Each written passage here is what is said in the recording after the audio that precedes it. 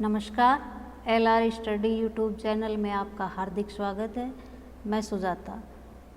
आज के टॉपिक में हम जानेंगे कि भूगोल शिक्षण में दैनिक पाठ्य योजना कैसे तैयार की जाती है। बीएड में अध्ययनरत भावी शिक्षक को पाठ्य योजना बनाते समय किन किन बातों का ध्यान रखना आवश्यक होता है। तो आइए जानते हैं दैनिक पाठ्य योजना कैसे तैयार की जाती है।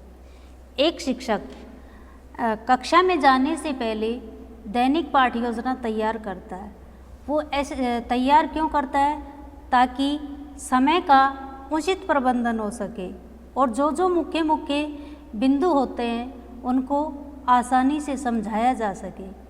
इसलिए एक शिक्षक कक्षा में जाने से पहले दैनिक पाठ्य योजना का निर्माण करता है। तो आइए जानते हैं दैनिक पाठ्य योजना कैसे तैयार की जाती है। ये देखिए, यहाँ से स्टार्ट करते हैं। जब एक शिक्षक जब कक्षा में जाता है या भावी शिक्षक बीएड में अध्ययनरत होता है, जब वो दैनिक पाठ्य योजना पढ़ाना सीखता है तो उसे श्यामपट्ट की पूर्ति करनी होती है। तो ये देखिए, दिनांक 27/5/2020, विषय भूगोल है, कालांश 3rd है। जो भी अध्यापक जिस कालांश में पढ़ा रहा होता है उसे उस कालांश को अंकित करना होता है। जैसे 4th हो गया, 5th हो गया, जिसमें भी पढ़ा रहा होता है वो उसको अंकित करना होता है। कक्षा जिस कक्षा में पढ़ा रहा होता है वो कक्षा उसे अंकित करनी होती है। हमने यहाँ पे कक्षा 10th ली है। प्रकरण भारत के प्रमुख बंदरगाह। अब प्रकरण को जब हमने प्रस्तावना कौशल में पढ़ाया था उस समय बताया था कि जब प्रस्तावना की जाती है उसके बाद में प्रकरण को लिखा जाता है और उसको अंडरलाइन किया जाता है। समय अवधि 35 मिनट या 40 मिनट, जितने भी मिनट का आपका पीरियड होता है उतने मिनट आपको अंकित करना होता है।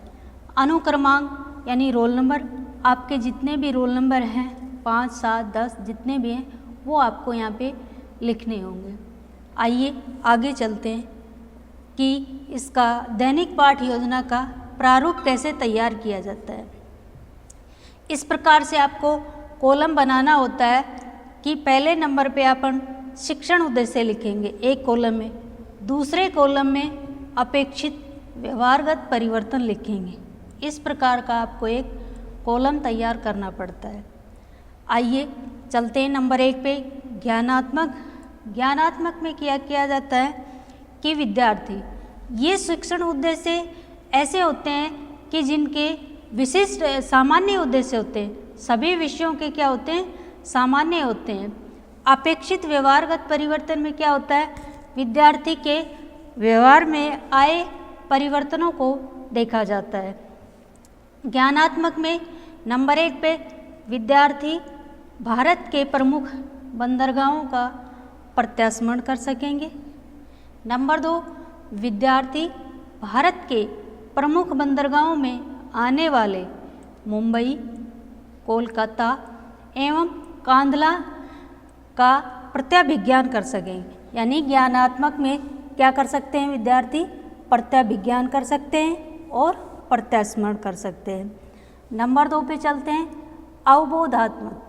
नंबर 1 पे अवबोधात्मक में विद्यार्थी भारत के प्रमुख बंदरगाहों के अंतर्गत मुंबई, कोलकाता की परस्पर व्याख्या कर सकेंगे। यानी अवबोध में विद्यार्थी क्या क्या कर सकता है? व्याख्या कर सकता है, तुलना कर सकता है, उदाहरण दे सकता है, वर्गीकरण कर सकता है।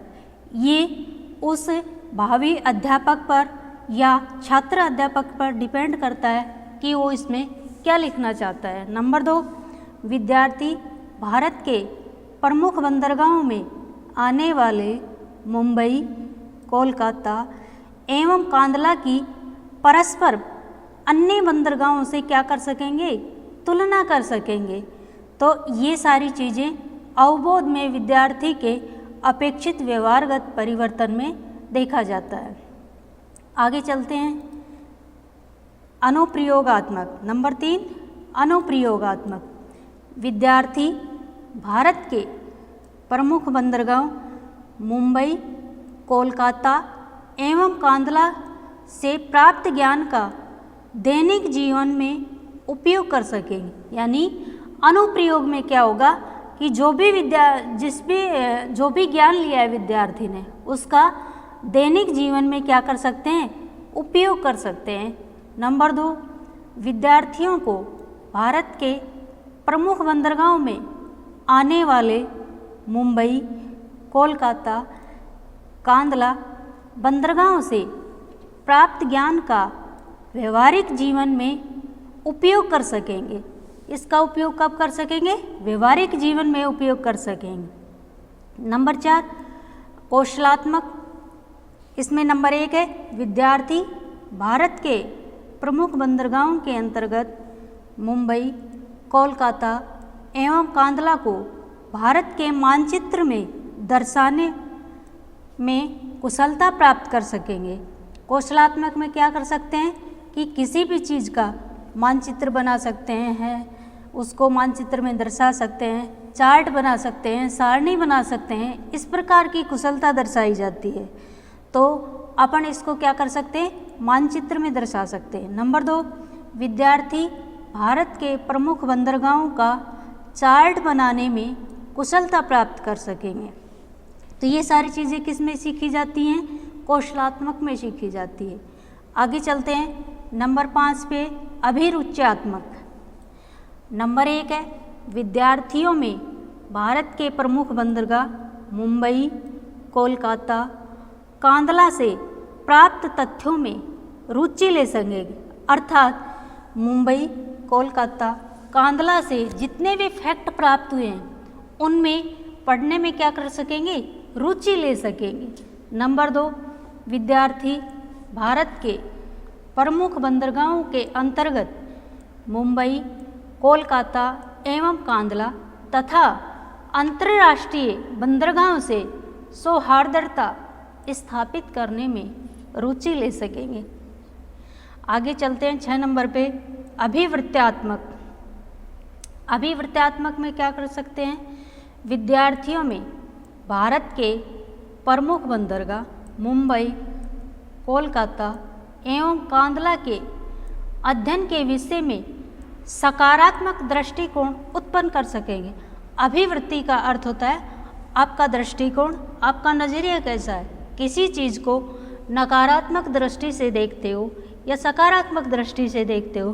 तो जिस विषय वस्तु को आप नकारात्मक दृष्टि से देखते हैं वहाँ नकारात्मक दृष्टिकोण उत्पन्न हो सकेगा, और जिस विषय वस्तु के प्रति आप सकारात्मक दृष्टिकोण से देखते हो तो वहाँ आपका सकारात्मक दृष्टिकोण विकसित हो सकेगा। नंबर 2, विद्यार्थी भारत के प्रमुख बंदरगाहों के अंतर्गत मुंबई, कोलकाता, कांदला के अध्ययन के विषय में विश्वसनीय दृष्टिकोण रख सकेंगे। यानी कि विद्यार्थी इन बंदरगाहों से प्राप्त जितने भी तथ्य प्राप्त हुए हैं उनमें क्या रख सकेंगे, विश्वसनीय दृष्टिकोण रख सकेंगे। अब आपको ये तो लिखने थे शिक्षण उद्देश्य। इससे आगे चलते हैं, अगला फॉर्मेट होगा हमारा कि सहायक सामग्री क्या क्या उपयोग में ली जाती है। इसमें कक्षा उपयोगी सहायक सामग्री, यानी एक अध्यापक कक्षा में जब पढ़ाता है तो क्या क्या सहायक सामग्री उपयोग में लेता है। आपने देखा होगा श्यामपट्ट है, मार्कर है, डस्टर है, जो भी वहाँ लेता है, जैसे मॉडल है, चार्ट है, मैप है, जो भी लेता है काम में वो कक्षा उपयोगी सहायक सामग्री होती है। शिक्षण विधि, जब आप दैनिक पाठ योजना बनाते हैं तो आपको शिक्षण विधि भी काम में लेनी होती है। आप किन किन शिक्षण विधियों को काम में लेते हैं। प्रश्नोत्तर विधि, आप प्रश्न पूछते हैं तो प्रश्नोत्तर विधि होगी। आप किसी चार्ट का प्रदर्शन करते हैं या कोई सहायक सामग्री दिखाते हैं तो प्रदर्शन विधि होती है। और जब आप किसी चीज़ को, विषय वस्तु को एक्सप्लेन करते हैं, व्याख्या विधि होती है। तो अपन प्रयोग में लेंगे प्रश्नोत्तर विधि, प्रदर्शन विधि, व्याख्या विधि। कहते हैं आगे पूर्व ज्ञान का उपयोग। छात्र भारत के प्रमुख बंदरगाहों के बारे में सामान्य जानकारी रखते हैं। आगे है प्रस्तावना। प्रस्तावना कैसे की जाती है? जब आप प्रस्तावना करते हो तभी आपका प्रकरण निकल के आता है। आपको फिर प्रकरण को श्यामपट्ट पर अंकित करना होता है या लिखना होता है, फिर उसको अंडरलाइन करना होता है। तो आइए सीखते हैं प्रस्तावना कैसे तैयार करें पाठ योजना में। तो इस प्रकार से आपको कॉलम बनाना पड़ेगा कि क्रम संख्या, आगे चलते हैं छात्र अध्यापक क्रिया, यानी कि जब बीएड का छात्र अध्यापक पढ़ाता है, छात्र अध्यापक होता है। अगले कॉलम में विद्यार्थी क्रिया, जब उसके साथी विद्यार्थियों की भूमिका निभाते हैं तो विद्यार्थी क्रिया का ये कॉलम तैयार किया जाता है। नंबर 1 पे प्रश्न है, ये प्रस्तावना प्रश्न पूर्व ज्ञान पर आधारित होते हैं और इतने सामान्य प्रश्न होते हैं कि विद्यार्थी आसानी से इन प्रश्नों का आंसर दे देता है। ये किसी मॉडल को दिखाकर भी किया जा सकता है, चार्ट को दिखाकर भी किया जा सकता है, किसी चीज़ को अंकित करके भी दिखाया जा सकता है, तब भी पूछा जा सकता है। तो प्रस्तावना कई प्रकार से की जा सकती है। तो हमने प्रस्तावना प्रश्नों के माध्यम से की है। आइए चलते हैं पहले प्रश्न की तरफ। भारत में विदेशी व्यापार किन किन मार्गों से होता है? छात्र अध्यापक प्रश्न पूछता है कि भारत में विदेशी व्यापार किन किन मार्गों से होता है। विद्यार्थी आंसर देते हैं जल, थल एवं वायु मार्गों से होता है। अब हमारा अगला प्रश्न है, जो आए हैं जल, थल, वायु मार्ग, इन्हीं से अगला प्रश्न स्टार्ट होना चाहिए। तो प्रश्न नंबर 2 है, इन मार्गों यानी कि जल, थल, वायु मार्गों से व्यापार के लिए सबसे सस्ता मार्ग कौन सा है? जल मार्ग है।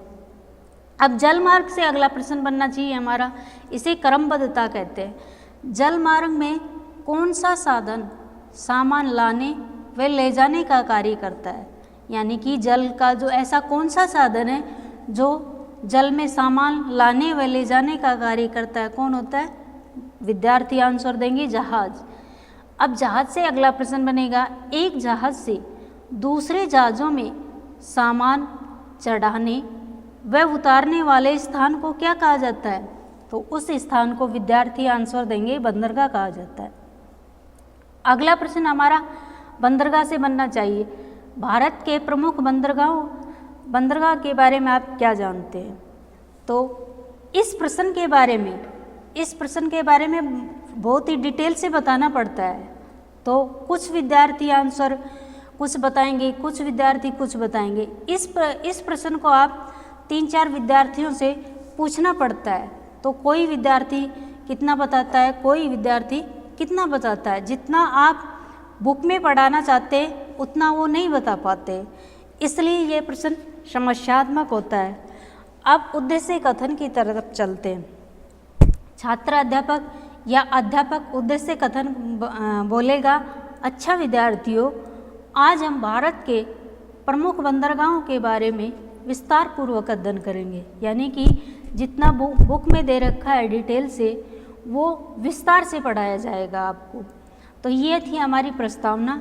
अब चलते हैं प्रस्तुतिकरण की तरफ।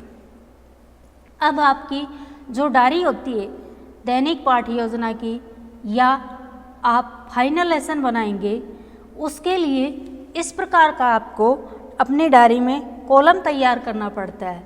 पहले कॉलम में आपको लिखना पड़ेगा शिक्षण बिंदु, दूसरे कॉलम में लिखना पड़ेगा आपको छात्र अध्यापक क्रिया, तीसरे में विद्यार्थी क्रिया, अगले वाले कॉलम में आपको लिखना पड़ेगा सहायक सामग्री या शिक्षण विधि, इससे अगले वाले कॉलम में आपको लिखना पड़ेगा श्यामपट्ट कार्य। इस प्रकार आपको एक कॉलम तैयार करना पड़ेगा आपकी अपनी डायरी में। तो आपको किसी भी शिक्षण बिंदु को प्राप्त करने के लिए पहले विकासात्मक प्रश्न करने पड़ते हैं। ये विकासात्मक प्रश्न किस लिए होते हैं? ये विकासात्मक प्रश्न पाठ का विकास करने के लिए होते हैं। तो इसलिए किसी भी शिक्षण बिंदु को पहले प्राप्त करने के लिए आपको विकासात्मक प्रश्न बोलने पड़ते हैं। तो हम करते हैं नंबर 1, प्रश्न 1 पर चलते हैं कि भारत की पवित्र नदी का क्या नाम है? क्या नाम? विद्यार्थी आंसर देंगे गंगा। नंबर 2 क्वेश्चन है, गंगा का डेल्टा कौन से राज्य में फैला हुआ है? पश्चिम बंगाल में।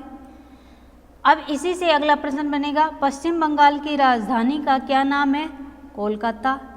कोलकाता बंदरगाह के बारे में आप क्या जानते हैं? इसके बारे में विद्यार्थी आपको पूर्णतः संतुष्ट नहीं कर सकते, इसलिए प्रश्न समस्यात्मक होता है।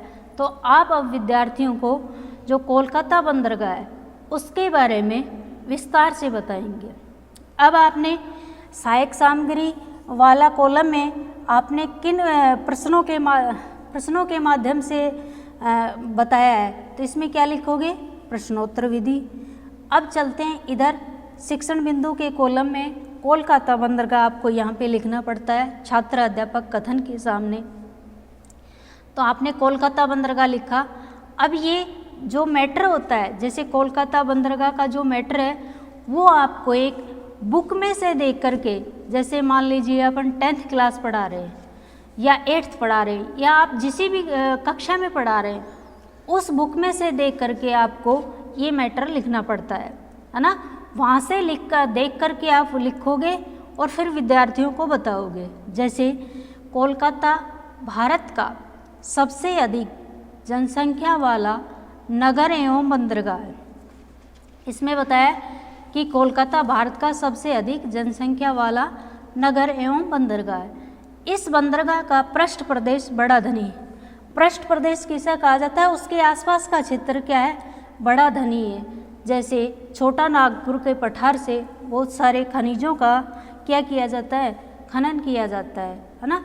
भारत के पूर्वी क्षेत्र के लगभग सभी राज्यों का विदेशी व्यापार इसी बंदरगाह से होता है। भारत के पूर्वी क्षेत्र के यानी कि पूर्व की तरफ के जितने भी राज्य हैं वहाँ से क्या होता है? विदेशी व्यापार इसी बंदरगाह से होता है। यहाँ चाय, अब चाय आपको पता है कि चाय के बागान आसाम में पाए जाते हैं। जूट कहाँ पाया जाता? पश्चिम बंगाल में। का सामान खनिजों का निर्यात अधिक होता है, तो यानी कि इसका पृष्ठ प्रदेश कैसा है?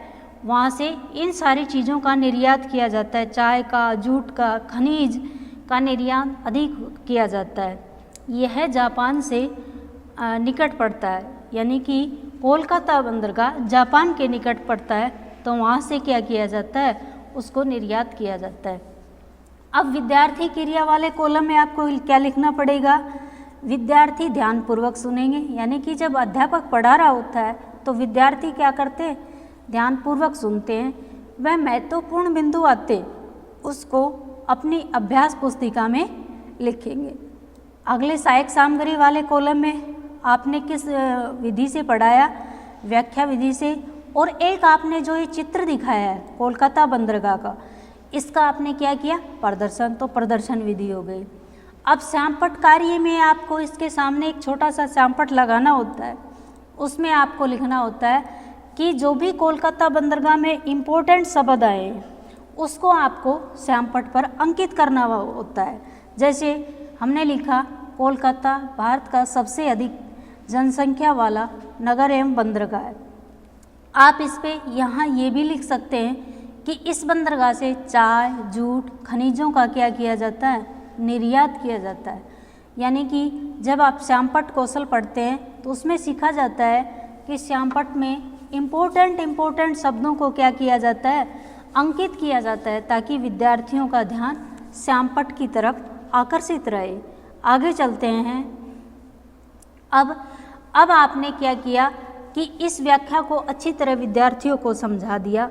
उसके बाद आपको 2 बोध प्रश्न करने होते हैं। ये क्यों किए जाते हैं? ताकि विद्यार्थियों का पता लगाया जा सके कि उन्होंने आपकी व्याख्या को कितनी ध्यानपूर्वक से सुना है। आपने प्रश्न किया बोध प्रश्न में कि भारत का सबसे अधिक जनसंख्या वाला नगर बंदरगाह कौन सा है? तो हमने अभी पढ़ा था कि भारत का सबसे अधिक जनसंख्या वाला नगर बंदरगाह कोलकाता है। तो विद्यार्थी क्रिया में विद्यार्थियों ने आंसर दिया कोलकाता। आपने लिखा कोलकाता। नंबर 2, कोलकाता बंदरगाह से किन जूट का सामान का, खनिज आदि का क्या होता है? यहाँ से व्यापार होता है। अब एक 35 या 40 मिनट में पढ़ाने के लिए एक अध्यापक को 3 शिक्षण बिंदु का चयन करना होता है या 4 शिक्षण बिंदु का, यानी कि आपके कालांश पर निर्भर करता है, पीरियड पर निर्भर करता है कि कितने मिनट का है, समय अवधि पर निर्भर करता है कि आपका 40 मिनट का या 35 मिनट का या 30 मिनट का, उसके आधार पर तैयार किए जाते हैं। तो अगले शिक्षण बिंदु की तरफ बढ़ते हैं। विकासात्मक प्रश्न करने होते हैं। पहले अगला शिक्षण बिंदु प्राप्त करने के लिए हमें क्या करना होता है, पाठ का विकास के लिए विकासात्मक प्रश्न करने होते हैं। तो आइए पहले प्रश्न की तरफ चलते हैं। इसमें छात्र अध्यापक या अध्यापक प्रश्न करता है, महाराष्ट्र की राजधानी का क्या नाम है। विद्यार्थी क्रिया में विद्यार्थी आंसर देते हैं कि मुंबई। मुंबई से अगला प्रश्न है, मुंबई भारत के किस तट पर बसा हुआ है। तो किस तट पर बसा हुआ है, पश्चिम तट पर बसा हुआ है। पश्चिम तट पर स्थित मुंबई बंदरगाह के बारे में आप क्या जानते हैं। इस प्रश्न का आंसर विद्यार्थी पूर्णतः नहीं दे पाते। क्यों? क्योंकि आपने पूछा उसके बारे में आप क्या जानते हैं, तो पूरी डिटेल से बताना होता है। तो इसमें विद्यार्थी बहुत कम जानते हैं, जितना बुक में होता है उतना नहीं जानते। तो यह प्रश्न समस्यात्मक हो जाता है बच्चों के लिए, तो आप फिर उसको डिटेल से बताएंगे। चलते हैं मुंबई बंदरगाह के शिक्षण बिंदु में वाले कॉलम में हमने लिखा मुंबई बंदरगाह। छात्र अध्यापक क्रिया में हमने लिखा छात्र अध्यापक कथन, और विद्यार्थी क्रिया में हम लिखेंगे जो विद्यार्थी क्रियाकलाप करेंगे वो सारी चीज़ें लिखेंगे। चलते हैं छात्र अध्यापक क्रिया के कॉलम की तरफ। यहाँ पर यानी कि मुंबई बंदरगाह की बात की जा रही है। मुंबई बंदरगाह पर किसी भी मौसम में बड़े जहाज सुरक्षित ठहर सकते हैं, यानी कि मुंबई बंदरगाह का निर्माण इस तरीके से किया गया है कि किसी भी मौसम में वहाँ बड़े जहाज सुरक्षित रुक सकते हैं। यूरोपीय देशों के निकट बंदरगाह होने के कारण इस बंदरगाह को भारत का प्रवेश द्वार कहा जाता है, यानी कि यह बंदरगाह यूरोपीय देश है उनके निकट स्थित है, इसलिए इस बंदरगाह को भारत का प्रवेश द्वार कहा जाता है। इसका पृष्ठ प्रदेश बड़ा विस्तृत है, यानी कि इसका जो आसपास का क्षेत्र है बड़ा ही विस्तृत क्षेत्र में फैला हुआ है। इस बंदरगाह का पृष्ठ प्रदेश व्यवसाय, रासायनिक पदार्थ और इंजीनियरिंग का सामान बनाने का क्या है, केंद्र है। यानी कि यह बंदरगाह क्या का काम करता है, रासायनिक पदार्थ और इंजीनियरिंग का सामान बनाने का क्या है, केंद्र है। भारत का सबसे अधिक व्यापार इसी बंदरगाह से होता है। भारत का सबसे अधिक व्यापार इसी बंदरगाह से होता है।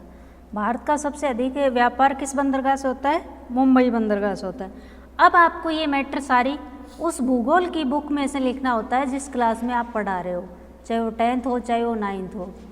अब जब एक छात्र अध्यापक या अध्यापक पढ़ा रहा होता है तो विद्यार्थी क्या करते हैं, विद्यार्थी क्रिया में कॉलम वाले में लिखेंगे विद्यार्थी ध्यानपूर्वक सुनते हैं और महत्वपूर्ण बिंदु होते हैं उनको अभ्यास पुस्तिका में लिखते हैं। सहायक सामग्री वाले कॉलम में आपने किस विधि का सहारा लिया, व्याख्या विधि, और आपने शिक्षण जो सहायक सामग्री है उसमें मुंबई बंदरगाह को दिखाया गया है, तो आपने कौन सी विधि काम में ली, प्रदर्शन विधि काम में ली। अब श्यामपट्ट कार्य लगाना होता है व्याख्या के बिल्कुल सामने, उसमें आपने लिखा कि श्यामपट्ट पर मुख्य मुख्य बिंदु अंकित किए जाते हैं, तो आपने लिखा रासायनिक पदार्थ और इंजीनियरिंग का सामान बनाने का केंद्र है कौन सा बंदरगाह, मुंबई बंदरगाह। अब आपने इसके सामने ये लिखा। अब आपने मुंबई बंदरगाह के सारी जो कॉलमों की पूर्ति है उनको कर दिया। अब एक छात्र अध्यापक या अध्यापक दो बोध प्रश्न पूछता है, और ये बोध प्रश्न इसलिए पूछता है और ये बोध प्रश्न इसी व्याख्या में से होते हैं ताकि एक अध्यापक ये जान सके कि मैंने जितना ज्ञान दिया है उन विद्यार्थियों ने कितना ग्रहण किया है, कितने सक्रिय थे वो। तो पहला प्रश्न पूछते हैं, भारत का व्यापार सबसे अधिक किस बंदरगाह से होता है, मुंबई बंदरगाह से। और ये प्रश्न इसी व्याख्या में से पूछे हैं हमने। तो हमने पहले ही पढ़ा था कि भारत का सबसे अधिक व्यापार किस बंदरगाह से होता है? मुंबई बंदरगाह से होता है। भारत का प्रवेश द्वार किस बंदरगाह को कहा जाता है? मुंबई बंदरगाह को कहा जाता है। तो हमने ये 2 बोध प्रश्न पूछे, तो इसका आंसर विद्यार्थी क्रिया वाले कॉलम में हमने लिखा। अब हमारा ये दूसरा शिक्षण बिंदु समाप्त होता है। अब हम चलते हैं तीसरे शिक्षण बिंदु की तरफ। कॉलम अपने वैसे ही चलते रहेंगे जैसे शुरू वाले उसमें बनाए थे, वैसे की वैसे चलते रहेंगे। अब तीसरा शिक्षण बिंदु को पढ़ाने से पूर्व पहले क्या किया जाता है? विकासात्मक प्रश्न करने होते हैं ताकि पाठ का आगे विकास किया जा सके। हमने पूछा कि गांधीनगर किस राज्य की राजधानी को कहा जाता है? तो गांधीनगर किस राज्य की राजधानी है? गुजरात की। अब गुजरात से ये अपन ने गुजरात कहाँ लिखा? विद्यार्थी क्रिया में। आंसर कौन दे रहे हैं? विद्यार्थी दे रहे हैं। अब छात्र अध्यापक या अध्यापक अगला प्रश्न करता है, गुजरात से अगला बनेगा गुजरात भारत के किस भाग में स्थित है? पश्चिम भाग में स्थित है। अब इससे पश्चिम से बनेगा गुजरात के पश्चिम में कौन सी खाड़ी स्थित है? विद्यार्थी बताएंगे कि कच्छ की खाड़ी स्थित है। अगला प्रश्न है, कच्छ की खाड़ी के तट पर कौन सा बंदरगाह स्थित है? कांदला बंदरगाह स्थित है। विद्यार्थी बताते हैं। अब अगला प्रश्न पूछा आपने, कांदला बंदरगाह के बारे में आप क्या जानते हैं? तो इस प्रश्न को विद्यार्थी पूर्णतः नहीं बता सके, इसलिए ये प्रश्न समस्यात्मक प्रश्न होता है। अब अपना जो टॉपिक है या बिंदु है, शिक्षण बिंदु, वो आ गया कांदला बंदरगाह। अब हम पढ़ाएंगे कांदला बंदरगाह में क्या क्या होता है, किन किन चीज़ों का आयात किया जाता है, किन किन चीज़ों का निर्यात किया जाता है। तो छात्र अध्यापक क्रिया में अपन लिखेंगे छात्र अध्यापक कथन। इसमें स्टार्ट करते हैं अपन इस बंदरगाह यानी कांदला बंदरगाह जो है अब के बनने से कराची बंदरगाह के कारण जो भारत को क्षति हुई उसकी काफ़ी हद तक पूर्ति हो सके। यानी कि 1947 में जब भारत और पाकिस्तान का विभाजन हुआ उस समय कराची बंदरगाह था वो किस में चला गया? पाकिस्तान में चला गया। इसलिए भारत को इसको क्षति हुई, तो उस क्षतिपूर्ति के लिए भारत ने कांदला बंदरगाह का निर्माण किया। कांदला बंदरगाह कांदला बंदरगाह राजस्थान के सबसे निकट बंदरगाह स्थित है। आपसे प्रश्न पूछा जाए कि कौन सा बंदरगाह राजस्थान के सबसे निकट है? कांदला बंदरगाह स्थित है। इस बंदरगाह से यूरोपीय देशों तथा पश्चिम एशिया के तेल उत्पादक देशों को बंदरगाहों में सबसे निकट का बंदरगाह यानी यूरोप के जो देश हैं और वो एशिया के तेल उत्पादक देश है उनके सबसे निकट बंदरगाह है। यहाँ पर फ्री ट्रेड जोन भी है। फ्री ट्रेड यानी कि मुफ्त व्यापार जोन भी है जहाँ विदेशी कच्चा व अर्ध कच्चा माल आता है। यानी कि इस बंदरगाह से कौन सा माल आता है? विदेशी कच्चा माल व अर्ध कच्चा माल आता है और इसे पका माल बनाकर क्या किया जाता है? निर्यात किया जाता है, जिससे आपको क्या प्राप्त होती है? विदेशी मुद्रा प्राप्त हो जाती है। अब आपने छात्र अध्यापक ने इस व्याख्या का एक्सप्लेन किया अच्छी तरीके से। अब विद्यार्थी कॉलम में विद्यार्थी क्या करते हैं? ध्यानपूर्वक सुनते हैं व महत्वपूर्ण बिंदु को अपनी किस में लिखते हैं? अभ्यास पुस्तिका में लिखिए। अब सहायक सामग्री या शिक्षण विधि वाले कॉलम में चलते हैं। आपने कौन सी शिक्षण विधि का सहारा लिया? व्याख्या विधि ली। कौन सी जो आपने दिखाया कौन सा प्रदर्शन किया? प्रदर्शन विधि। आपने जो मैप लिया है इंडिया का, इसमें जो रेड कलर से अंकित किया गया है ना, इसमें किसको दिखाया गया? कांदला बंदरगाह को दिखाया गया जो कि किस तट पर स्थित है? पश्चिम तट पर स्थित है। तो इसलिए आज हमने कांदला बंदरगाह को बताया। अब श्यामपट्ट कार्य के कॉलम में आपने क्या लिखा? अब आपने कांदला बंदरगाह को विस्तृत रूप से पढ़ा और आपने एक मैप के द्वारा समझाया बच्चों को। अब आप श्यामपट्ट कार्य वाले कॉलम में श्यामपट्ट पर मुख्य बिंदुओं को क्या करना है? अंकित करना होता है। तो आपने जो भी कांदला बंदरगाह में मुख्य बिंदु होते हैं उसको अंकित किया। जैसे तेल उत्पादक क्या किया जाता है? निर्यात किया जाता है। कच्चा माल आयात किया जाता है है ना, और पका करके फिर क्या कर दिया जाता है, निर्यात कर दिया जाता है, जिससे विदेशी मुद्रा प्राप्त होती है। अब अपन ने ये सारी चीज़ें पढ़ा दी। अब पूछते हैं अपन बोध प्रश्न। व्याख्या को अच्छी तरह आपने समझाया तो छात्र अध्यापक या अध्यापक 2 बोध प्रश्न पूछता है, जितना आपने पढ़ाया उसी में से। तो प्रश्न नंबर 1, राजस्थान के सबसे निकट बंदरगाह कौन सा है? विद्यार्थी आंसर देते हैं कांदला बंदरगाह। नंबर 2 है, किस बंदरगाह से विदेशी मुद्रा प्राप्त हो जाती है? तो कौन से है? कांदला बंदरगाह। सहायक सामग्री, ये सारे कॉलम इसी प्रकार से चलते रहेंगे। अब अपन ने तीनों शिक्षण बिंदुओं को अच्छे तरीके से सफलतापूर्वक विद्यार्थियों को समझाया, पढ़ाया।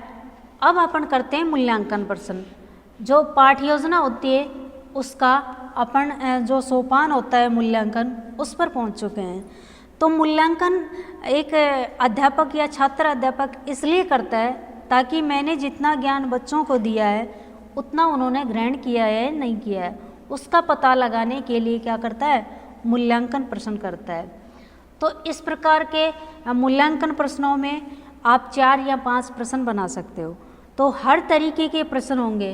तो पहला प्रश्न लिया है हमने वस्तुनिष्ठ प्रकार का, यानी बहुविकल्पीय प्रश्न।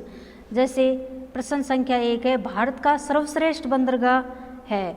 अब इनको आपको इनमें से बताना है, कोलकाता है, मद्रास है, कांदला है, मुंबई है। तो आपने मुंबई वाले टॉपिक में पढ़ा था कि भारत का सर्वश्रेष्ठ बंदरगाह कौन सा है? मुंबई बंदरगाह है। नंबर 2 पे चलते हैं अपन।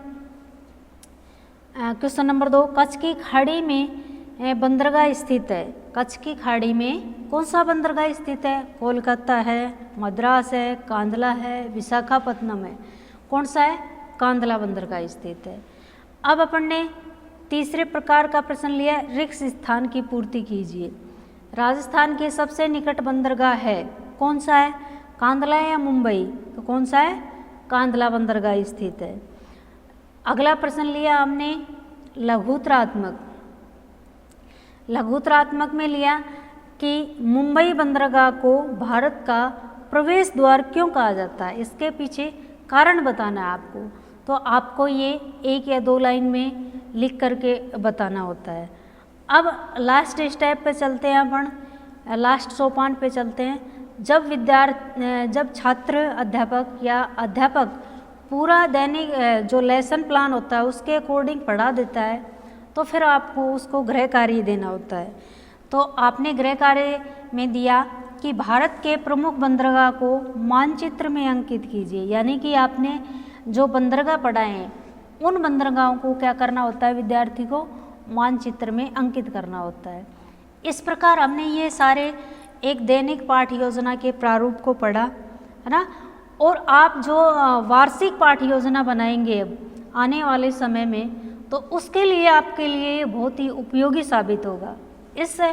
इसके द्वारा आप अच्छे अंक प्राप्त कर सकते हैं। और आने वाले समय में सभी शिक्षण विषयों के जो भी दैनिक पाठ योजना है वो इस चैनल के माध्यम से, और शिक्षण विधियाँ भी इस चैनल के माध्यम से आपके समक्ष प्रस्तुत की जाएंगी। तो आपको हमारा ये वीडियो कैसा लगा? अगर आपको हमारा ये वीडियो पसंद आए तो लाइक करें, शेयर करें और हमारे चैनल को सब्सक्राइब करें और बेल आइकन को दबाना न भूलें ताकि आने वाले नोटिफिकेशन आपको समय पर मिलते। Thank you.